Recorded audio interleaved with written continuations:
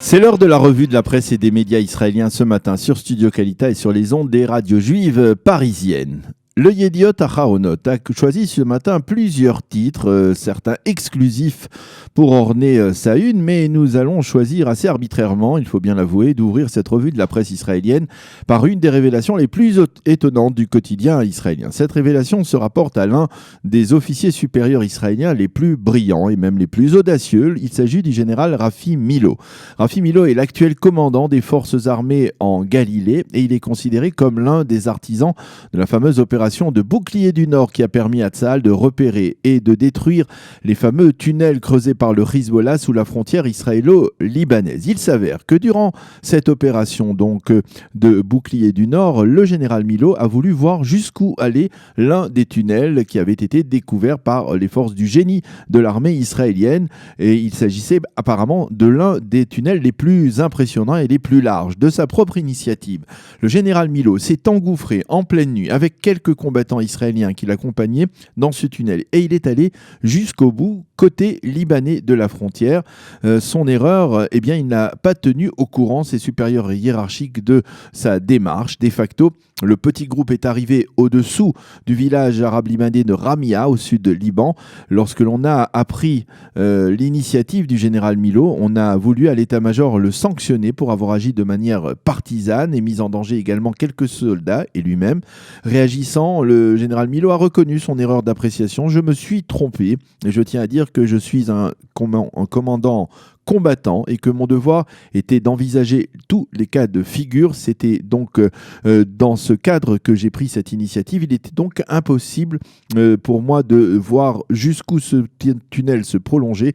C'est ce que j'ai voulu faire. Le chef d'état-major de Tsahal, le général Aviv Kochavi, a tenu compte certainement des impressionnants états de service du général Milo. Il l'a donc certes sanctionné pour cette démarche donc partisane et non coordonnée avec l'état-major, mais simplement le blâmant et en retardant sa promotion dans les rangs de l'armée israélienne. Ce titre et ce développement est à la une du Yediot Aharonot, donc en exclusivité ce matin dans ce journal. Tous les quotidiens israéliens, les journaux télévisés d'hier soir, les sites d'information commentent ce matin la décision du gouvernement israélien de ne pas autoriser l'entrée du territoire israélien aux deux élus démocrates musulmanes, Rachida Tlaib et Omar Elian, qui sont, vous le savez, membres donc, du Congrès américain, et que le Makor Rishon qualifie dans son titre d'élu antisémite. Le Yediot Aharonot lui parle de tempête diplomatique autour de cette interdiction. Le Israël Hayom, qui consacre sa manchette à ce dossier, titre également sans équivoque « Pas d'entrée possible pour des ennemis d'Israël » ou plutôt pour ceux qui haïssent l'État d'Israël. La chaîne 12 a cité hier la réaction des deux élus musulmanes au Congrès. La décision d'Israël est offensante et la chaîne israélienne souligne que la décision américaine fait l'objet de critiques de la part de l'ensemble... la décision israélienne fait l'objet de critiques de la part de l'ensemble de l'échiquier politique israélien. Nahum Barnea estime que Binyamin Netanyahou a très mal géré cette crise diplomatique. Il a zigzagué et hésité, il a cédé, puis s'est rétracté. Et au bout du compte, il a même menti à son fidèle électorat. Je vous rappelle que M. Netanyahou a d'abord autorisé la visite des deux élus démocrates avant de se rétracter. À court terme, écrit Nahum Barnea, les dégâts causés par ces volte-face sont certes palpables, mais à plus long terme, ces dégâts risquent de friser la catastrophe diplomatique. Le problème, explique Barnea, n'est pas que les deux femmes soutiennent ouvertement le BDS. Le véritable problème, affirme-t-il, est que l'État d'Israël est en train de perdre le soutien du Parti démocrate israélien, qui a été pendant de longues années le socle de l'amitié entre Israël et les États-Unis. Shimrit Meir, la nouvelle spécialiste du monde arabe du Yediot Aharonot, écrit ce matin dans son éditorial que Binyamin Netanyahou a depuis longtemps choisi de soutenir Donald Trump à outrance et l'annonce par le président de son refus de voir ces deux femmes entrer en Israël et l'explication de la volte-face du Premier ministre israélien. Ben-Dror Yemili, dans le Yediot Aharonot toujours, écrit que cette décision d'interdire l'entrée aux deux élus est à la fois stupide et justifiée. justifié parce que personne ne peut accepter qu'une élue américaine qui soutient ouvertement le BDS puisse entrer librement en Israël. Stupide et erroné, car il y avait là une opportunité solide peut-être de provoquer chez ces deux femmes un malaise, par exemple en exigeant d'elles qu'elles rencontrent durant leur séjour en Israël des familles victimes du terrorisme palestinien, ou ou les accueillir en leur remettant par exemple un rapport sur les activités nocives du BDS en Israël. Dans le Israël Hayom, le correspondant politique du journal, Ariel Kahana, admet qu'il s'agit là d'un dilemme dont il est difficile de se sortir positivement. On ne peut pas se soustraire à une demande du président américain d'interdire l'entrée du territoire aux deux élus, mais il est également important de préserver le soutien du Parti démocrate américain envers Israël, écrit ce matin Ariel Kahana dans son analyse. L'ensemble des quotidiens israéliens ainsi que les sites d'information se font l'écho d'un tir de missile à partir du nord du territoire libanais en direction du territoire syrien et plus précisément dans la région de Damas, à l'ouest de Damas. Les habitants de la région ont fait état de tirs massifs et de multiples explosions. On ne sait pas qui est responsable de ce tir, mais le Centre syrien de suivi des droits de l'homme, qui est un organisme puissant d'opposition à Bachar el-Assad, affirme qu'il s'agit là d'un tir israélien.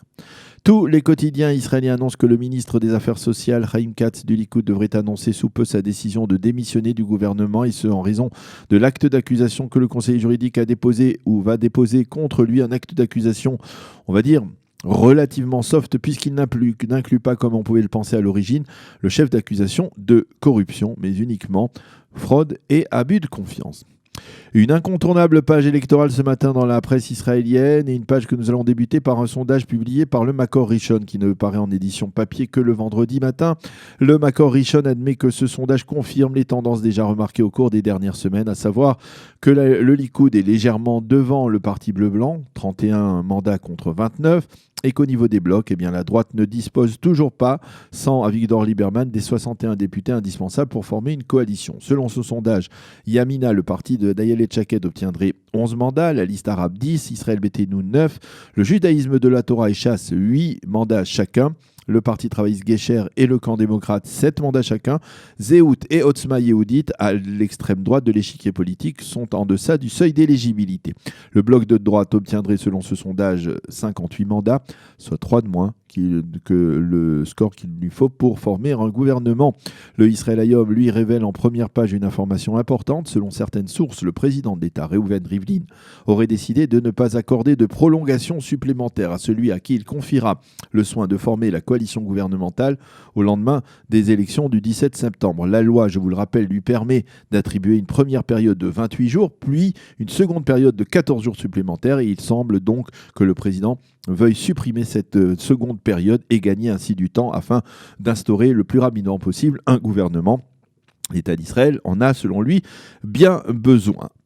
Le Makor Rishon nous indique en première page ce matin que la Jordanie pourrait geler la production d'un film qui ferait état d'un lien entre l'histoire du peuple juif et une partie du territoire jordanien. Le récit de ce film se passe dans la cité de Petra, au sud de la Jordanie, et les autorités jordaniennes affirment que toute mention dans ce film d'un lien entre le peuple juif et la rive ouest du Jourdain risque d'entraîner des revendications territoriales israéliennes sur une partie du royaume hachémite. Cette attitude hostile de la Jordanie se rajoute à la décision des autorités jordaniennes de ne pas autoriser des fidèles juifs à prier sur le site de l'inhumation du grand prêtre Aaron Cohen à Or Ahar, un lieu qui est situé dans l'enceinte du parc historique de Petra. Et puis nous terminerons cette revue par une photo qui figure également dans le Makor Rishon, une photo de quelques-uns des quelques centaines, on parle de 1200 touristes de France et israéliens francophones qui se sont rendus avant-hier à Hebron pour la traditionnelle journée de Hebron organisée depuis de nombreuses années par Jack Kupfer qui est le président de Israel Forever et président du Likoud mondial. Une photo donc dans le Makor Rishon où l'on voit beaucoup de drapeaux bleus et blancs et au fond le bâtiment du caveau des patriarches à Hebron. Voilà donc pour cette revue de la presse et des médias israéliens de ce vendredi matin.